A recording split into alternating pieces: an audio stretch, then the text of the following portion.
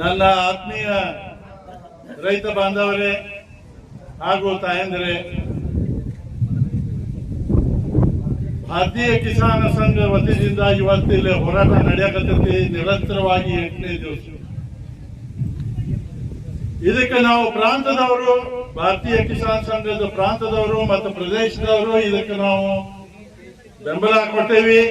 ನಮ್ಮ ಮಾರ್ಗದರ್ಶನವಾಗಿ ಈ ಹೋರಾಟ ನಡೆದ ಶಾಂತಿಯುತ ಹೋರಾಟ.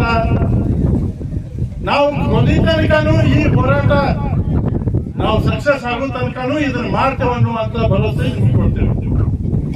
ಈ ಹೋರಾಟದೊಳಗ ನಾವು ಏನು ಡಾಕ್ಯುಮೆಂಟ್ಸ್ ಅದಾವ ಆ ಡಾಕ್ಯುಮೆಂಟ್ಸ್ ಪ್ರಕಾರ ಅದನ್ನ ಪೂರ್ಣ ಅಧ್ಯಯನ ಮಾಡಿ ಯಾರ್ಯಾರು ಭ್ರಷ್ಟ ಅದಾರೋ, ಯಾರ್ಯಾರು ಭ್ರಷ್ಟ ಇದ್ದವರಿಗೆಲ್ಲರಿಗೂ ನಾವು ಎಲ್ಲಿ ಮುಟ್ಟಿಸ್ಬೇಕು ಅಲ್ಲಿ ಮುಟ್ಟಿಸ್ತೇವೆ.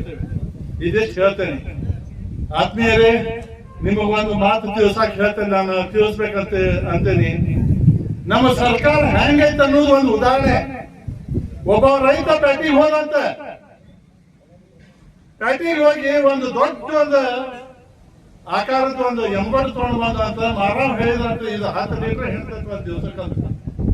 ಮರನೇ ದಿವಸ ಮುಂಜಾನೆ ಎದ್ದ ಕೂಡಲೇ ಎಮ್ಮಿ ಹಿಂಡಕ್ ಹೋದಂತವ ಒಲಿತಂತ, ಡುಬ್ಬದ ಮೇಲೆ ಒಂದ್ ಸ್ವಲ್ಪ ನೀರ್ ಹಾಕಿ ಹಿಂಡಕ್ ಹೋದಂತ ಮತ್ತೂ ಒಲಿತಂತ, ದಾಣಿ ಇಟ್ಟು ಹಿಂಡಕ್ ಹೋದಂತ ಮತ್ತೂ ಒಲಿತಂತ. ಆಮೇಲೆ ಹೆಂಡತಿ ಕರೆದ ಒಂದ್ ಸ್ವಲ್ಪ ಅದ್ರ ಮೈ ತೋರಿಸ ನಾ ಹಿಂಡ್ತೇನೆ ಅಂತಂದ. ಅಷ್ಟಾದ್ರೆ ಮತ್ತೂ ಒಲಿತಂತ. ಕಡೆಗೆ ಮೂಲಾಗಿದ್ರೆ ಒಂದ್ ಬಡಿಗಿತ್ತ 4 ಕಟ್ಟದಂತದ, ಗಪ್ ಹಿಡ್ದಂತದ. ನಮ್ಮ ಪ್ರತಿನಿಧಿಗಳು, ನಮ್ಮ ಸರ್ಕಾರ ಯಾರ್ಯಾರು ಭ್ರಷ್ಟರಾದಾರೋ ಇವ್ರೆಲ್ಲಾರು ಇಂಥವ್ರೆ. ಅದಕ್ಕೆ ನಾವು ಒಕ್ಕಟ್ಟಾಗಿ ಒಂದ್ ರೀತಿ ನೀತಿ ಒಳಗ ಹೋರಾಟ ಮಾಡಿ ನಮ್ ಹಕ್ಕು ಪಡೆಯೋಣ ಅಂತ ಹೇಳಿ ನನ್ನ ಮಾತಾಡಕ್ ಕೊಟ್ಟಿದ್ದಕ್ಕೆ ತಮ್ಗೆಲ್ಲರಿಗೂ ಧನ್ಯವಾದಗಳನ್ನ ಅರ್ಪಿಸ್ತೇನೆ.